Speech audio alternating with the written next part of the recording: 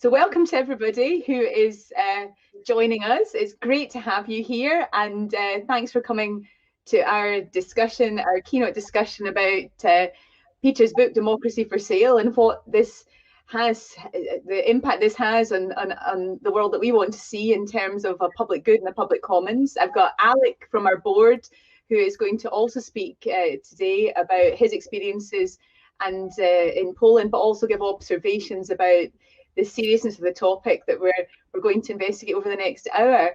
Just to say, we will be able to take questions in the chat. So if you have any questions, please put them down.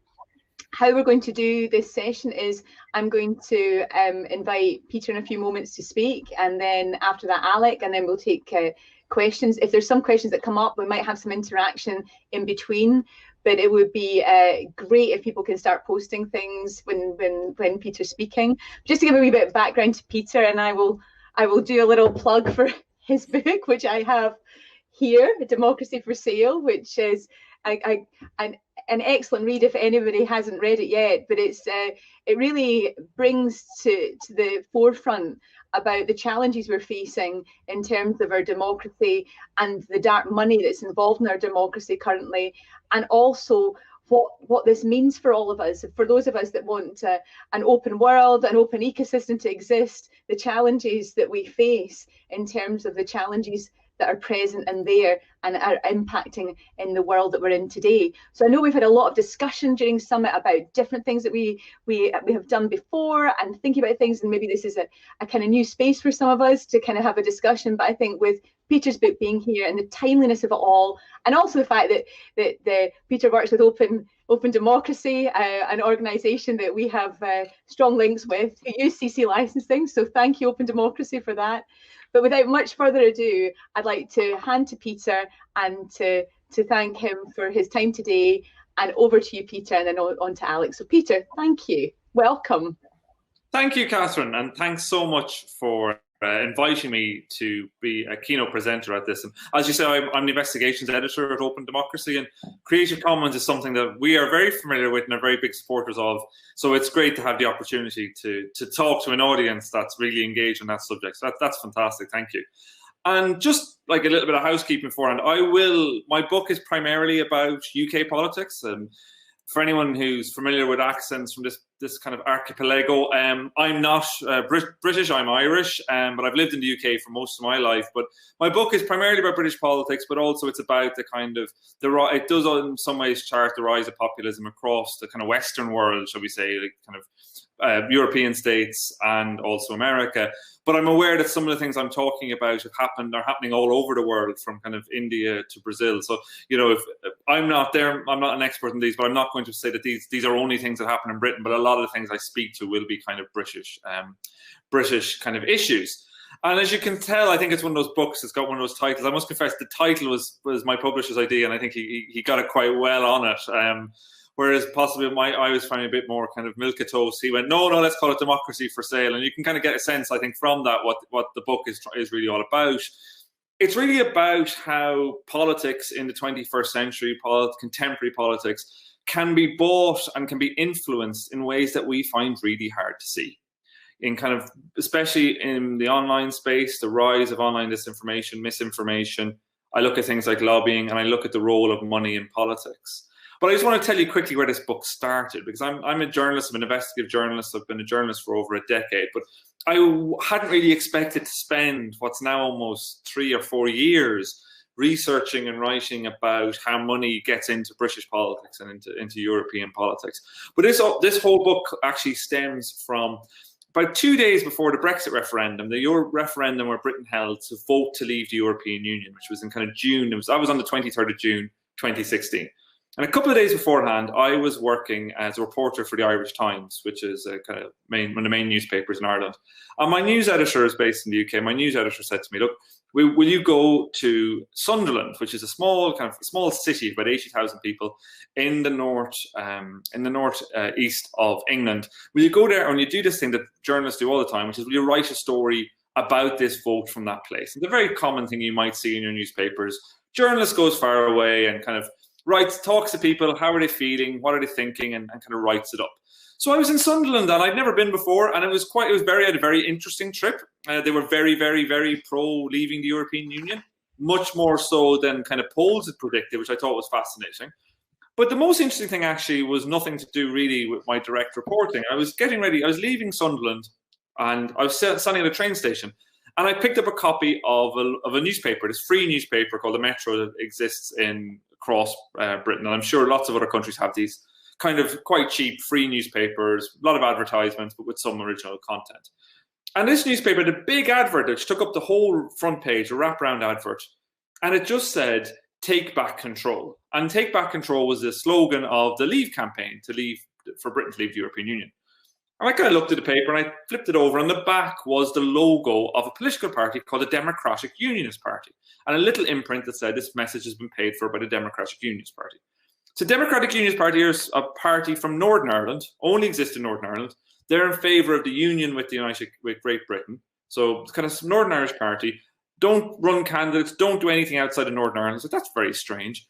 What's a political party in Northern Ireland doing, buying expensive adverts hundreds of miles away? And I kind of forgot about it. I kind of thought about it. And I did the other thing that journalists do, which is I looked at it. I sent a tweet of a picture of it. And I just stuck it in my bag and got on the train when it arrived and wrote my story for the next day's paper. But in the days and the weeks and the months that followed, especially after the big vote to leave the European Union, there was a huge vote in Sunderland. Over 60% of people voted to leave the European Union. I found myself wondering about this advert. What was going on with this advert? And what I found out, I started basically, I was aware that in Northern Ireland, political donations were secret because of the legacy of the Troubles, the conflict in Northern Ireland, the 30 years of violence that claimed over 3,000 lives. And because there was this political violence, it was an assumption, which seems reasonable, that political donors would be secret because they could be targeted and killed. But this was 20 years after the end of the violence in Northern Ireland, and this rule still existed. And so what happened was I basically started writing about this. I wrote with a colleague at Open Democracy. We did a big investigation into this money.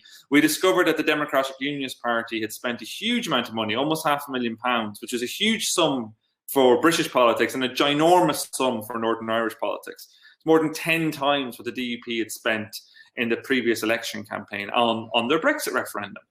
And we've discovered lots and lots about this story. We discovered where some of this money had come from. It had come from kind of all sorts of strange, very strange kind of character, using loopholes in British law. We still don't know where the sums of money itself came from.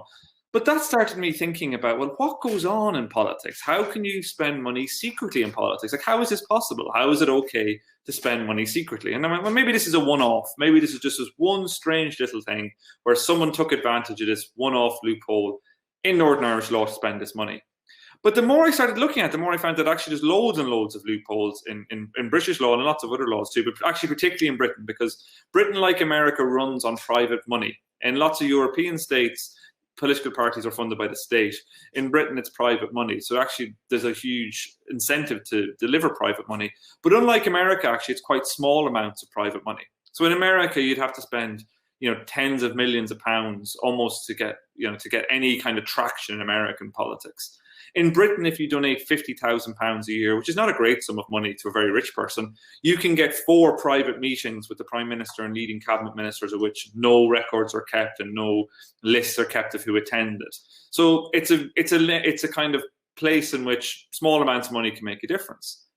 And I started doing a lot of research into this, and I discovered lots of aspects of money that was spent during the Brexit referendum, but actually way more than that. I discovered, and I still write about this all the time, just how easy it is to influence politics with quite small amounts of money, and often how easy it is to anonymously fund money into politics. You can fund money from offshore bank accounts into politics. You can, there's huge opportunities in Britain to spend money to lobby as well. I've charted kind of the rise of what you might call think tanks, of kind of corporately funded bodies who don't declare where their money comes from, where their donors come from, but whenever we find out about it, it is a corporation behind it, which are very good at kind of getting into the political process, of influencing the political process, again, using quite small amounts of money. And the other thing that I started looking at a lot when I started doing this research was the rise of online disinformation and the way the internet, I think, has supercharged the role of money in politics. So back in the past, say in Britain, if you wanted to have political adverts, the only way to do it was, say, to take out an advert in a newspaper, and it would have to have that little logo that says paid for by somebody. There's no legislation at all when it comes to taking adverts out online. So you can take out adverts on Facebook or wherever else. But not only that, you don't have to be a political party to do that. So what's happened in Britain has been this huge rise of kind of like what are called AstroTurf campaigns. So they're campaigns that look like they're grassroots campaigns. They look like they are genuine concerns. Say it might be the pro copyright lobby. They could take out adverts, but almost completely anonymously. You can just buy adverts on Facebook, and there's supposed to be laws around this, but the laws really are very weak and they're never enforced. So there's a huge, because what's happened is the laws and legislation in Britain and lots of other states are 20 years old, so they're out of date.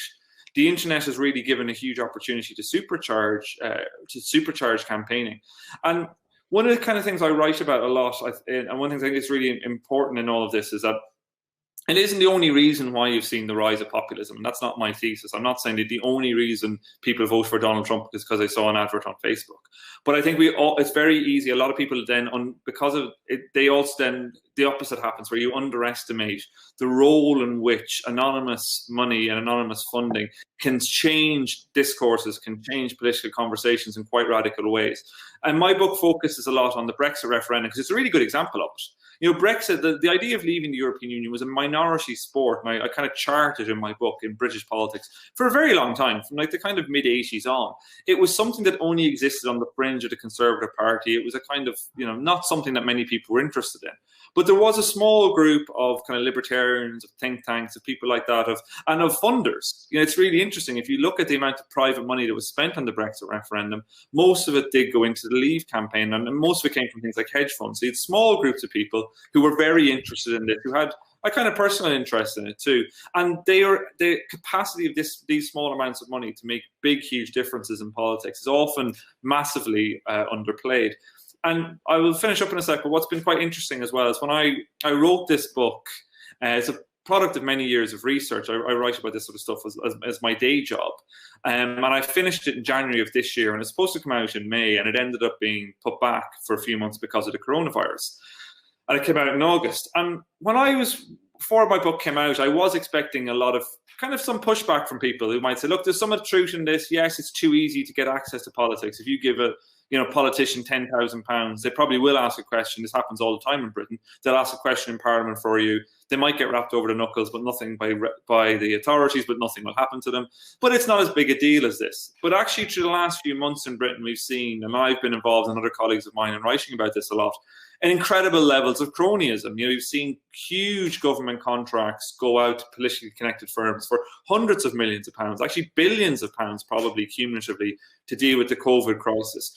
We've seen government ministers. We had one incredible situation in which a government minister who's still in post, a housing minister, a man called Robert Jenrick, admitted apparent bias in reversing a decision to do with a property development, a major property development, for a Conservative donor that saved that donor £45 million. The minister admitted apparent bias and yet is still in post. This happened during the summer.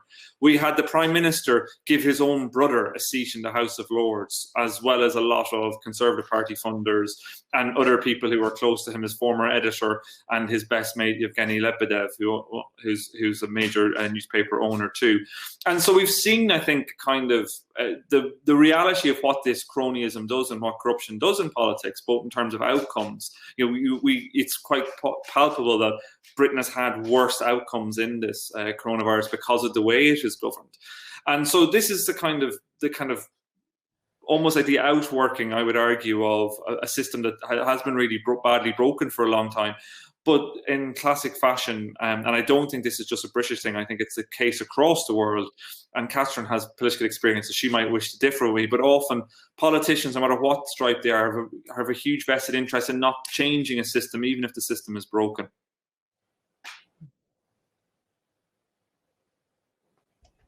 Thanks, Peter, for that.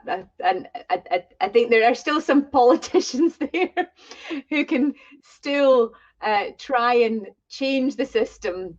But I think as you experience and what you've described is that the level of what is happening is quite it's not just damaging, it's extraordinary.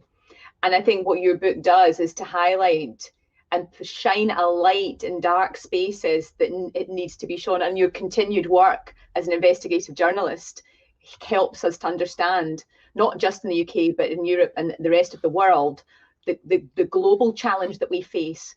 And we need, and that's why the importance of a good investigative journalism is absolutely necessary to hold truth to power. But I'm going to hand to Alec just now, and I'm just conscious, please put things in the chat for questions, because I think this is really important. Alec, over to you and your thoughts and ideas about this discussion. It'd be great to hear. Hello, everyone. Welcome. I'm joining this conversation from Warsaw, Poland. And I want to start by saying that usually I don't speak about politics. I see my work as focusing on, let's call it, politics of the web, and I'm aware that to intersect, but sort of that's not my piece of cake. I'm not a political activist in Poland, though my organization at key moments of a civic debate, we do take stance even on issues that fall sort of beyond our statute, which largely has to do with issues around openness, digital rights, and so on. So I have this mild position, but I thought since you ask, I will speak a bit about politics and democracy. And well, if I was to spoil what I want to say, basically, I am here to confirm that this is not just a UK issue, right? That I think we're facing the same challenges across the world. Today in Poland and over the last years, basic civic rights have been either endangered or have already been curtailed.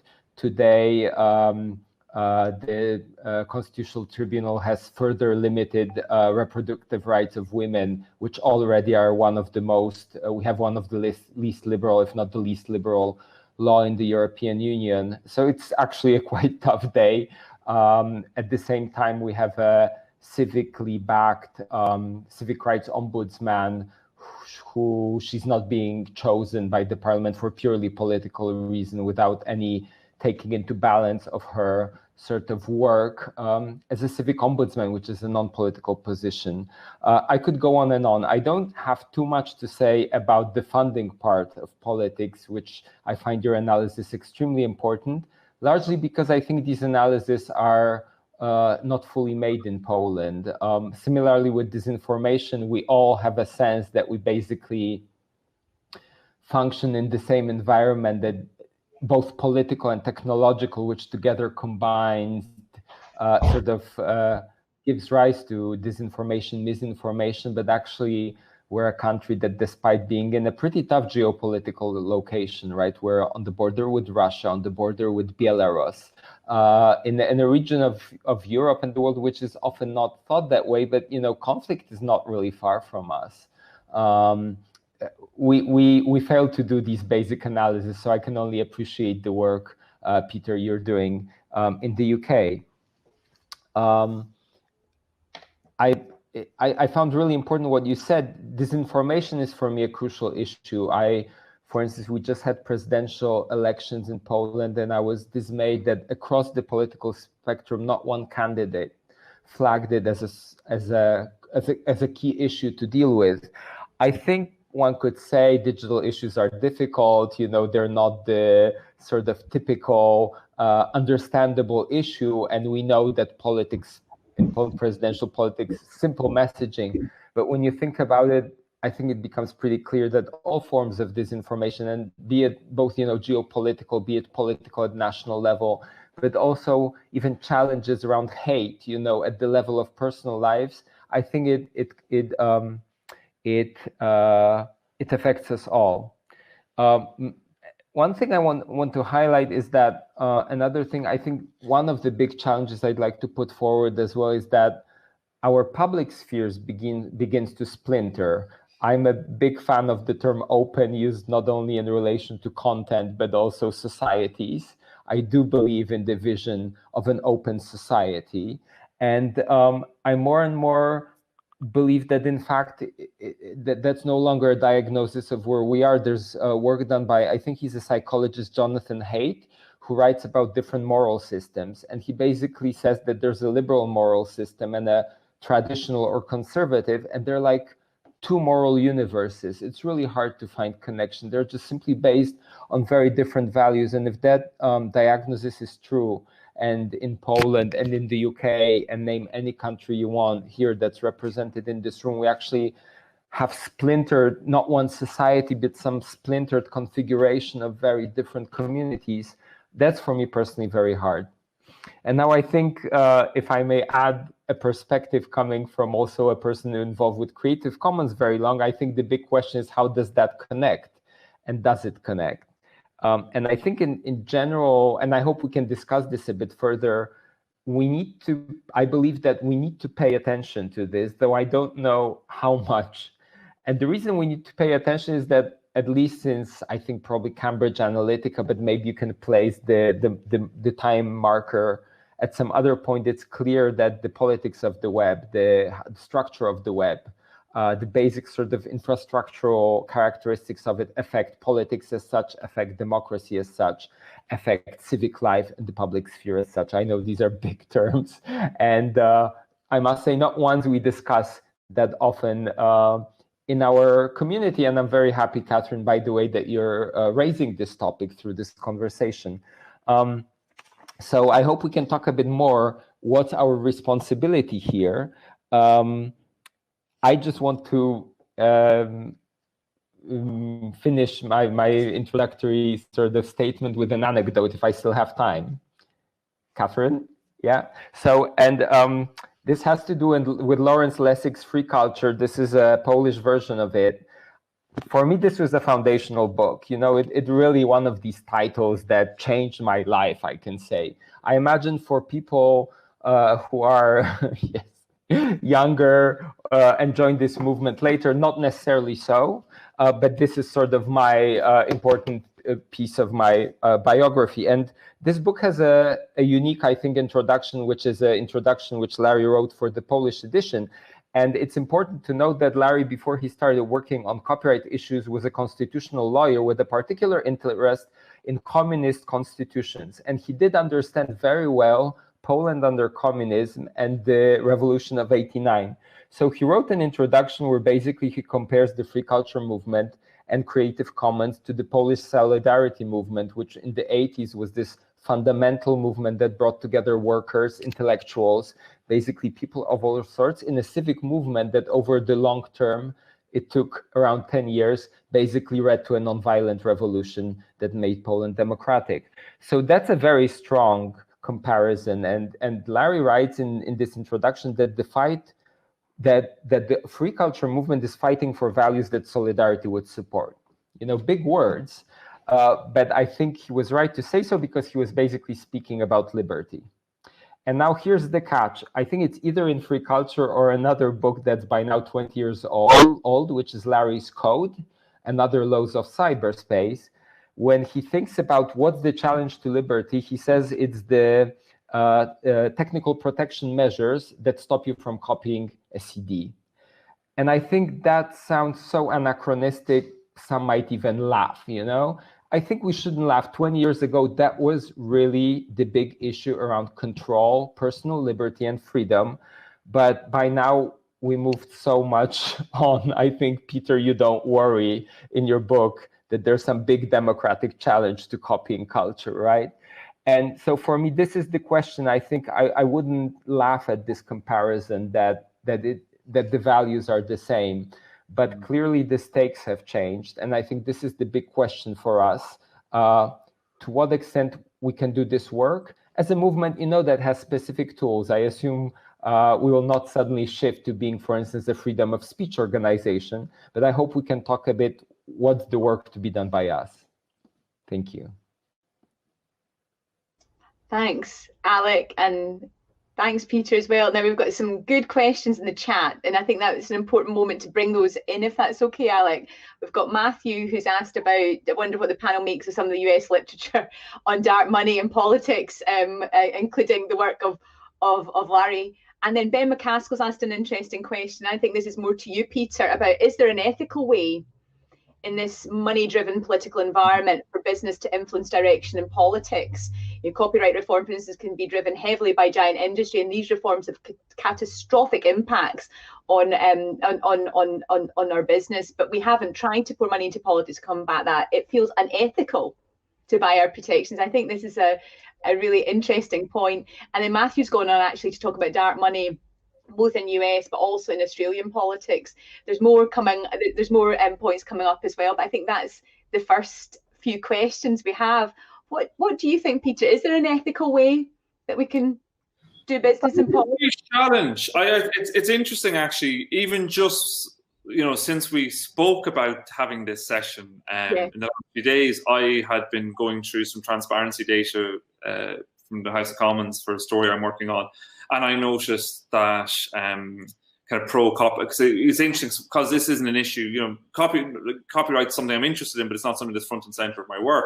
But I noticed like kind of pro-copyright organizations funding things in the House of Commons and stuff, and you can see, and I didn't notice the Creative Commons movement in there. So there's and often like that is the reality. Like businesses will take opportunities to get involved in the political process in ways that actually, I think sometimes like large corporations will, in ways that actually even smaller businesses or more ethically driven businesses won't even know that exist, if I'm being honest. Often they won't even know that there's opportunities, say, to sponsor a lunch in the House of Lords or something. And that can be a really, really useful way. Like it's very untransparent. Whoever turns up, there's no minutes kept.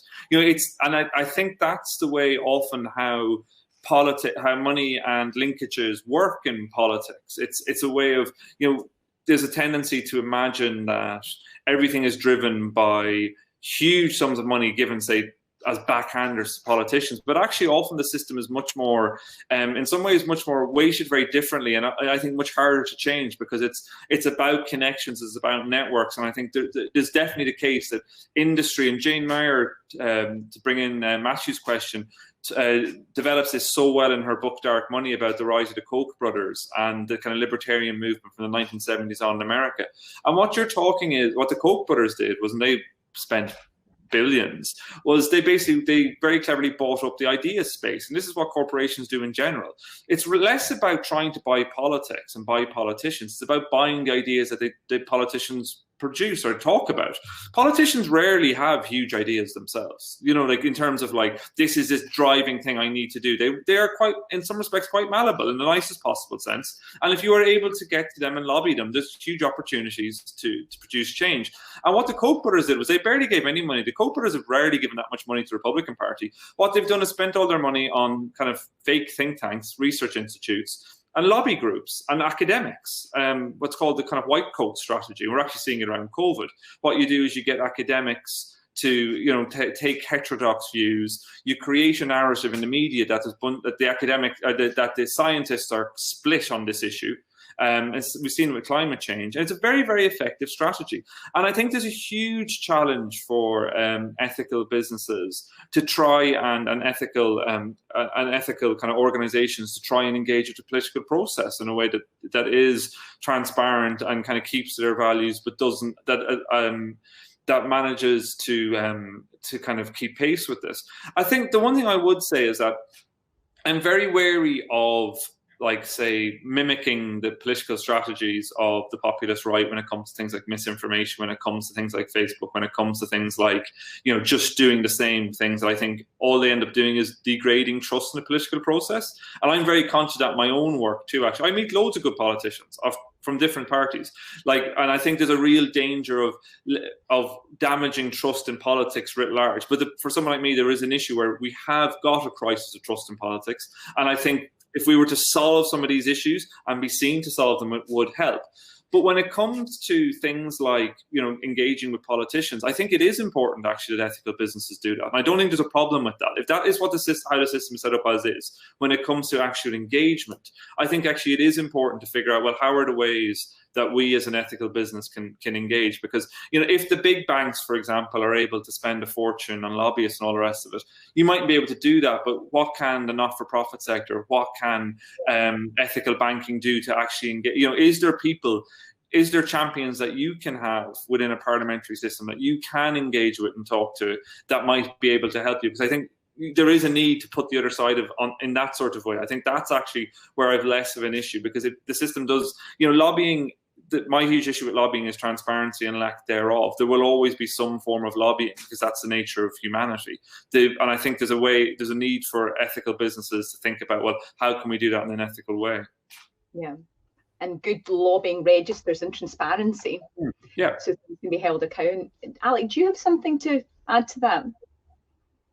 Yes, I want to thank, I think it was Matthew who brought into this conversation this issue of the influence of money sort of in our network, in our line of work, because indeed that's an important topic. I think it's slightly different from the general conversation about the influence of money, but certainly it's important to acknowledge that we've been facing these issues, right? Yeah. It's a challenge where, so I want to highlight several issues.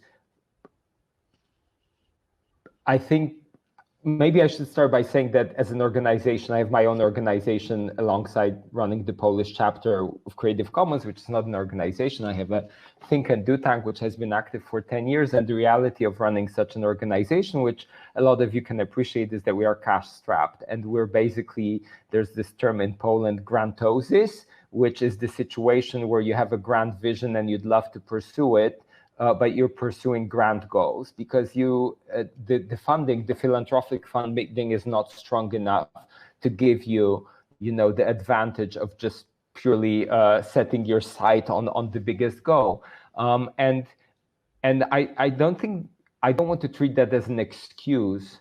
And I think the main goal is being very sort of self-aware and reflective about where your funding comes from. And for instance, one of the rules we had, but it's also a rule that easily can be questioned, is that we felt that we can't take corporate money on non-activist, non-advocacy work, for instance, on educational programs. And I think you need to judge yourself whether you feel that's a fair sort of balance, or whether money always corrupts, and that's not something you can do even if you split between, you draw some line internally.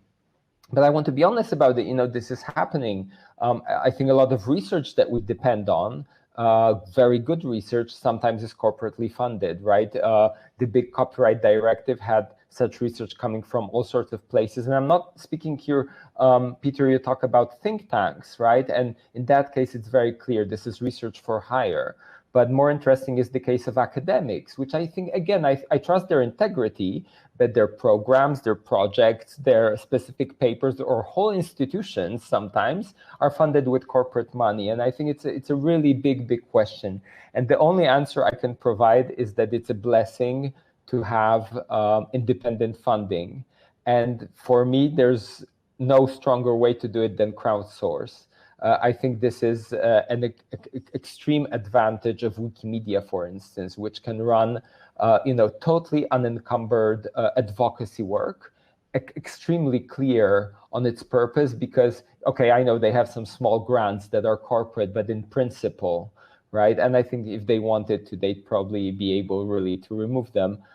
This is sort of from the community, it's civically funded. And I think that's a very important principle. If we had, I really believe that, civic funding is the way to go in terms of strengthening civil society. We need a lot more of that. In Poland, I can see from year to year a shift where a lot more people, one Polish activist called it a subscription for democracy. You subscribe to Netflix, you subscribe to The Guardian. Why don't you subscribe to democracy and pay a monthly amount? I think that's a very strong metaphor we should explore, both to fund, big level political work and activism, but also the kind of work we do. I'm just going to say about investigative journalism, though, as well, Alec, as being part of our democracy, and how challenging it is in terms of journalists just now, in terms of funding as well, to hold those in power to account. And I know that the funding models of our press have changed dramatically. I don't know if you want to. I see a question come up for Alex, but I don't know if you want to add something to that, Peter. In terms of media, I think this is a huge challenge. My career, if you even just look at someone like me, like I worked in for-profit media, put it like that, for years, for over a decade. Now I work in what we call the not-for-profit sector. So Open Democracy is supported by subscribers who give us money and donors. And a big difference, I think, and it's one of my big things with this is, so with Open Democracy, we do publish on our website details and financial breakdowns of all of our money. And a lot of the kind of people I write about don't, and that's a huge thing. I think to me, it's a big red flag as well, because you're like, well, why will you not tell us where your money comes from? But there's a huge challenge when it comes to the type of journalism I do, and investigative journalism in general, and just journalism in general, because the old ad revenue model of journalism is broken. And what we've seen is Facebook and Google in particular have harvested all that money, basically. A lot of content is produced by journalists that's well read, but the overarching, 70, 80, 90% of the advertising spend against that goes to Facebook and Google. And that is a huge, huge problem. And that's, it's not the only problem that exists within the industry, but it is probably, I think, the biggest problem that exists within the industry. So you end up with this lopsided, my big concern is that you end up with a lopsided system where there's a lot of good journalism being produced. And in many ways, I think you could argue there's never been as much good journalism produced, but often now it's having to go behind paywalls to try and sustain itself. And it means I think a lot of people aren't actually consuming good journalism. I'm really struck with people I know who I would have thought would have been able to, kind of parse the difference between quality journalism and journalism that's not trustworthy. But often and I think part of the problem is that so much of it's going behind a paywall. Huge amounts of really good journalism is now behind a paywall. So people are kind of just getting their news from whatever comes across them. And that's aided by tech companies, and that's the models within it. So I think there's a huge democratic issue that goes behind well, it probably is a crisis in journalism. I read recently, this was new news to me, Peter, you probably have heard about this long ago, about how this was a case of the US, how local newspapers are being shut down and replaced by these very sleek, algorithmic, basically news outlets, online ones. And there's even now an arms race, because I understand that in the response to a network of right-wing, these outlets, there's now a liberal venture capital fund connected to some foundation, to some media company that tries to roll out their equivalent. And as you said, this is interesting. You said we shouldn't be following the right-wing tactic of these disinformation methods. These people decided that's the way to go. So, clickbait, data analytics, micro-targeting, you name it. I think that what I see there, the challenge, and again, I know how to frame it. I still don't know how much it's our job to worry about it. They do remixing. They use open data. They're like a pretty good, if you look at just like this free culture ideal and put aside the externalities that have to do with disinformation, they're like a pretty good commoner. I'm afraid they'd probably be happy to freely share it, because honestly, that's not their business model to sell these articles. A lot of them are written automatically. And this is what I want to hint again. I think we do have some responsibility. And the copyright answer is, this is not a copyright issue. That's true. But the externalities, I'm afraid, they're piling up.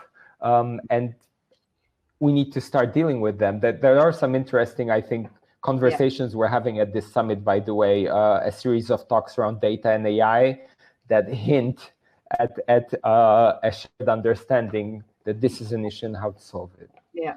The power of lobbying and the power of presence is something which you touched upon, Peter. I certainly experienced with my 5 years work in copyright reform in the EU, where the opposition to our perspective had three words, the value gap, and used it for 5 years. And before we could even be heard, that was taken as read. And it was just the disproportionate investment of presence was, Alec, you were there as well. That's how I got to know you. There's interestingly, and confirming your thesis very well, there's a slide deck that's sort of the source of it all, like the patient zero of this framing. It's there, it's very good. It's not disinformation. It's solid analytically, but presenting obviously a certain spin that I imagine was relatively not that expensive to produce. I think your analysis of how it works fits very well to that copyright debate. Yeah, I think we need our own 3 words. They had take back control, the value gap. Anyway, I see questions from Matthew. Another question to you, Alec, about what do you make of the use of defamation actions in Polish politics? And Heidi has come in and said about the conversation happening in museums and cultural heritage institutions about funding sources. I think that's a really important point and observation too. So we'll go to Alec with that first question, and maybe just have a thought about what funding more generally of our public good, our open spaces. The first question, I must admit, that's a bit hard for me to comment. Okay. Yes, Polish government has this strategy, I think not a very successful one, of trying to show that it has, as the title says, this long arm that reaches globally. Fortunately, I think that doesn't work very well. I think it's not very smart, also diplomacy, and I would leave it at that. I'm more interested by the other question, because this issue of reliance on private funding, I said a bit about crowdfunding, but as coming from Europe, I should add, I also very much believe in public interest and role potential of public institutions. And maybe I should start by saying the word public is a bit different than the word state, because state control, that's the big challenge when we talk, for instance, about regulation. But I think when I say public, I mean less control and regulation, but more sort of, for instance, setting up of infrastructure. So museums, that's a good example. A cash-strapped museum in Poland will not invest money in its own infrastructure, but will very gladly sign a contract with Google. I think it's now called Arts and Culture, which, by the way, it's a very nice service. I wish it more applied principles of open and had a better, for instance, presentation of public domain. But in general, it's really cool. But the only problem of it is it makes these institutions reliant on a service. And I think we see this even more now in the pandemic. I remember listening to this podcast by a Belgian, she's actually Turkish, living in Belgium, computer engineer, software engineer called Seyde Gürkes. And she says that it's a shame that all these universities basically immediately purchased corporate accounts on Zoom or WebEx or whatever other teleconferencing system you want, instead of making for themselves this challenge of setting up European public teleconferencing infrastructure, because we all now need it, right? And I think that's a very well made point. I heard it it's probably has been made by many people. For me, say there was the first one who made it, and I keep seeing it, with each sort of, with the current wave. I feel we've kind of lost a half year when maybe some really smart group of engineers and funders and university administrators could have had this running, Yeah. There's a question come in for you, Peter, but how many years do you think it will take for people as a society to understand the manipulation schemes and become resistant to it? I'm not sure if I could put a year figure on. I do think it's really important to start doing this. Like, as I say, like, one of the reasons I think I became so engaged in doing this work was that I'm a journalist. I'd written lots about politics over the years. I'd written books before, and this was a world that in some ways I fell into and started asking questions about. So I think it's actually because, in a funny way, even I would have a lot of friends who are political journalists in London, in Westminster, what are called lobby correspondents. And when I started doing this work, a lot of them were just saying to me, why are you bothering with this? It's not very interesting. Like, if this happens, who cares? And I think slowly that has changed. I think that mentality is changing. So I guess part of what I hope is that by the work I do, people will pick it up and run it and do other things with it. People will start to learn a bit more about how this is happening. And ultimately, I guess in some ways you'd hope that it hasn't happened yet, but that politicians will see that there's almost a tax on manipulating voters. There's a tax, there's a kind of electoral tax to be paid. And as I say, unfortunately, it hasn't happened yet. We had a very dirty British general election in December in which there was all kinds of online malfeasance. The ruling party, the Conservatives, rebranded their Twitter account as a fact check account during a live debate and then doubled down on it and said they'd do it again. What's called shit posting, basically, on the internet, where you just post stuff that's clearly nonsense intentionally. So they made a fake Labour manifesto, paid for Google advertisements. So if you typed into Google Labour manifesto, the first thing that came up was this fake manifesto that was full of nonsense. That kind of stuff, which is very undermining of democracy, and they didn't pay a tax for it. And that's my concern at the moment, is that there hasn't really been a tax to be paid by people so far. But I'm hoping that as people start to understand this more, people start to understand how they're manipulated and how easy it is to be manipulated. And the big tech companies are a huge part of this, and I think in a lot of states, Britain's not the only one, we've kind of outsourced regulating our democracy to tech companies. Yeah. It's become, what does a tech company want to do? And I remember when Facebook announced their ad library about 2 years ago, it was like this amazing thing. And people go, oh, this is great. Facebook are going to have an ad library of political adverts. But surely the state should, that's the state's role. It should be, we should take, the government, the public should have some say in this. It shouldn't be just down to what Facebook will allow to happen or not allow to happen. And I think that's the biggest problem, if you ask me. Yeah. I think in your book, you talk a lot about the failure of the laws around elections and how our election law is in the analog world and is not fit for purpose for the world we're existing within. And those gaps need to be addressed. And even when people have broken the law, they're fined after the time the events happened. And it's tiny amounts of money as well. It's what, if you talk to politicians, it's what they say, it's the cost of doing business. A fine for breaking electoral laws, it's the maximum in Britain is £20,000, which is not that much money in Britain at all for for parties that take in 40-50 million pounds a year. It's just not, it's a drop in the ocean. It's a bit the same like the fines that tech companies get.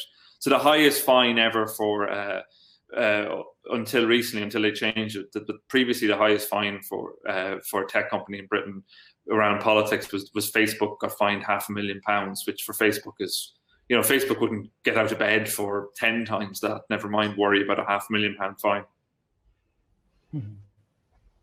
Alec, do you have anything else to add to that?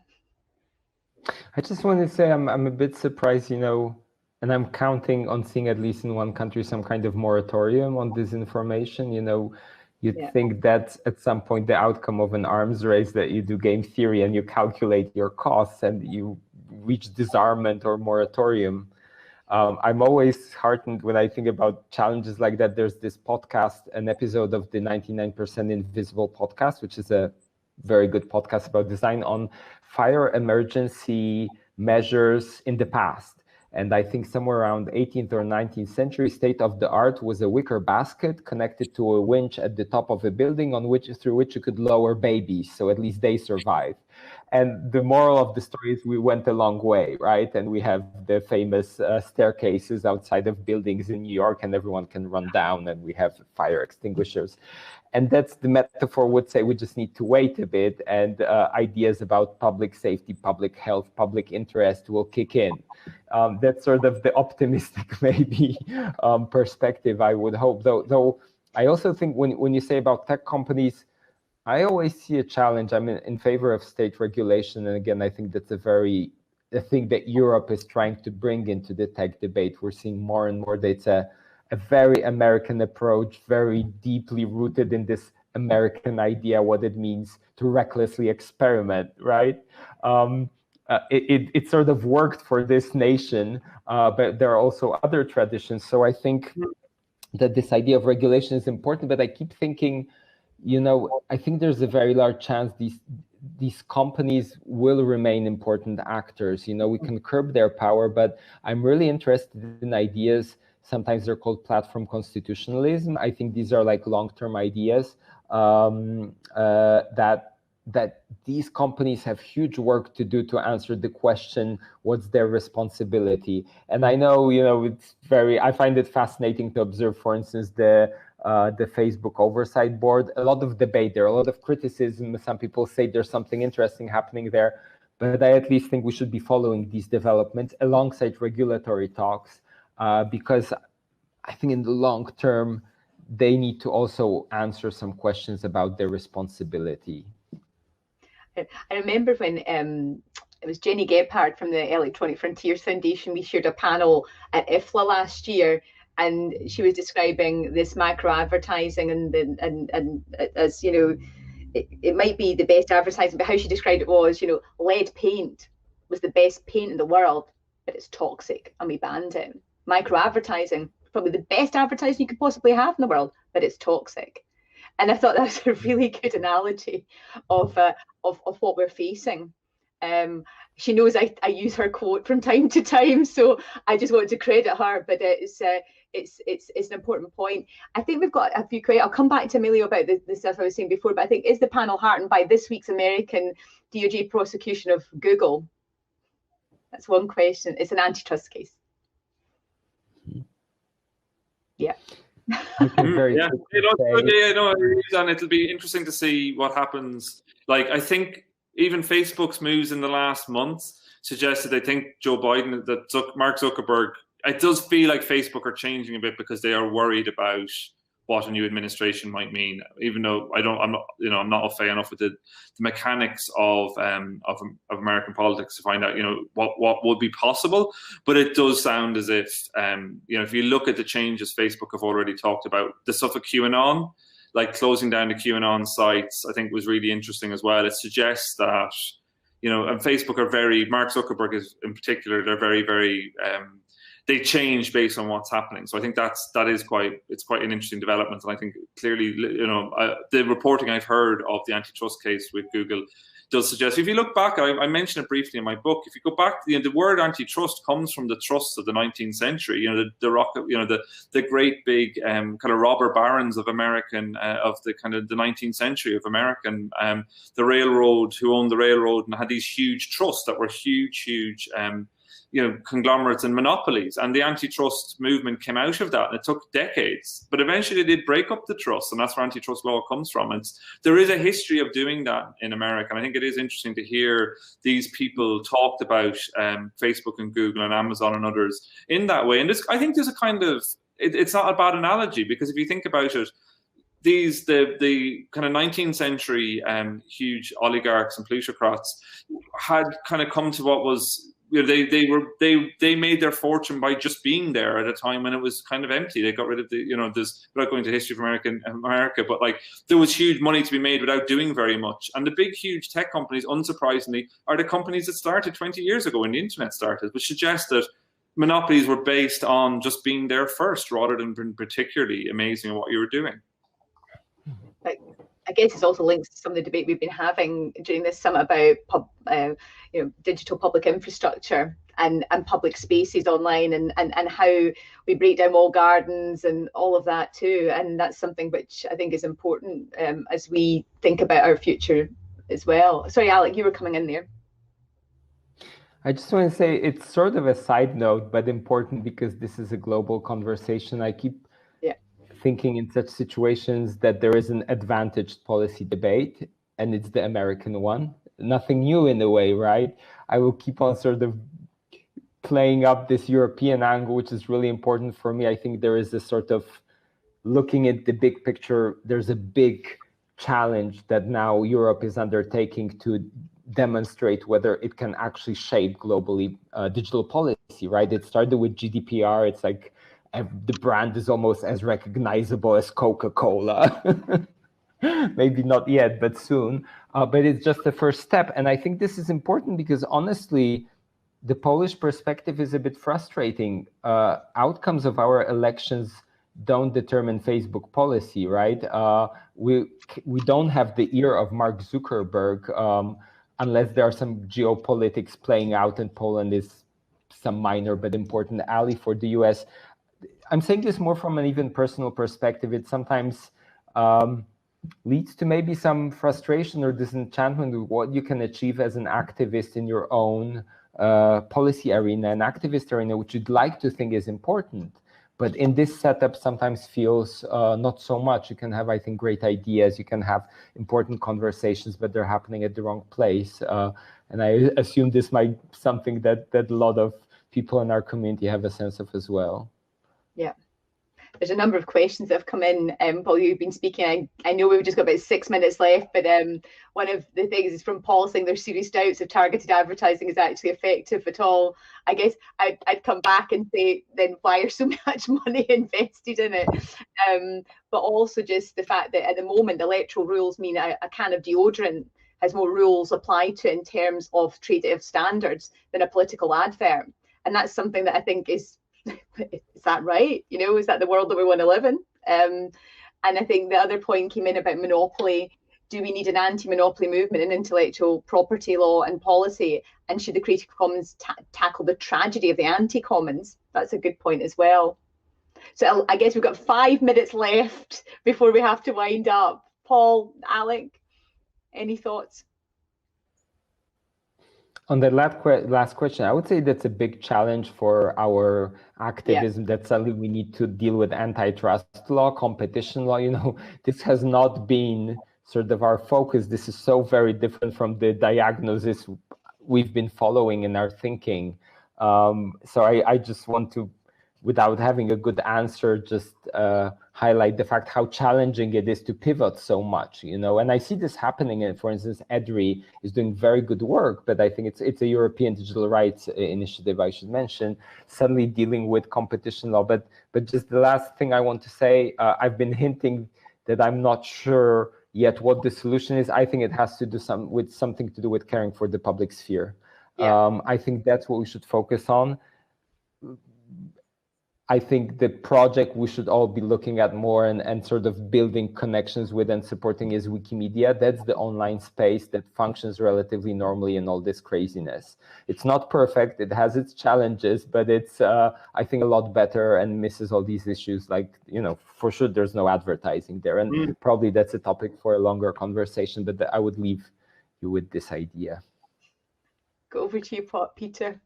Yeah, I would agree. I think you know, from like kind of touching on what, you know, I've said my piece about what I think is important when it comes to money in politics. But I think the public sphere, you know, as a journalist, the public sphere is something that's really, really important. And I think having some form of shared public sphere, and, you know, I talked there about having so much quality journalism behind paywalls. I think, you know, finding ways to take that out, finding ways to kind of bring that into the public realm, so there is, you know, a sense in which you can have a public conversation, because I think more and more that's why we have seen the disintegration and the splitting. And it kind of speaks to that whole thing of disinformation, and even whether or not target advertisement works, it's quite clear, you know, to the extent it does, it's quite clear that it is incredibly easy for advertisers. It doesn't have to be politics or advertising, it can be anything. It's very easy to segregate populations into niches and cohorts, and you can do it in Facebook in 2 minutes. And I think that segmentation of society into discrete units, into discrete cohorts, has fed into this atomization, this sense that there's huge polarization. And I think anything that brings the public realm together in something, you know, some sort of Habermasian way, I think that's really important. I think it's a place where a kind of movement like Creative Commons would want to be. Thank you. Now we're down to 2 more minutes. Maybe I could just let the panel have the final words, because we've got 2 minutes left. I must say that I feel that I managed to mention Wikimedia, at least at the end. And Peter, you mentioned Habermas. There's not much more to add. I can plug my book some more if you want. Well, you should at least show the cover. You know, it's also a very pretty cover. Why don't we do that? He's got a copy there. I've got one too. So look, I just want to say we're now down to kind of a minute before we have to finish, and I just want to say to the panel, to Peter, thank you so much for joining us today. It's such a pleasure to hear your thoughts, ideas. I think it's inspiring, and it's also it widens our discussions this week to think about the broader context we exist within, and that's so important in the world we are in today. And Alec, it's always a delight. Alec's a keyboard member and also an individual who's had a wealth of experience both within this movement, but also thinking about a European context, a political context as well. So I thank you for that to Alec. So if you are interested in Peter's book, I think there's a link in the chat. And I just want to say all to the audience, thank you so much for your questions. It's been really fruitful, this discussion. I also want to put on record thanks to Alison and Victoria, who you didn't see behind the scenes, but who have been helping us, and Mary as well, to make this this session work as well as we had hoped for, and boy has it worked really well. So thanks to them too, and all the volunteers who are volunteering at the moment to make our summit happen. It's down to you that this works, and we're just truly grateful for you using your free time and your voluntary efforts to make this such a success. So there's a few more sessions after this, I think, later on, and I hope you all have an amazing, some of you it's morning, some of you it's later evening, for me it's coming into the evening time. So thank you so much, and again, thank you to Peter and Alec.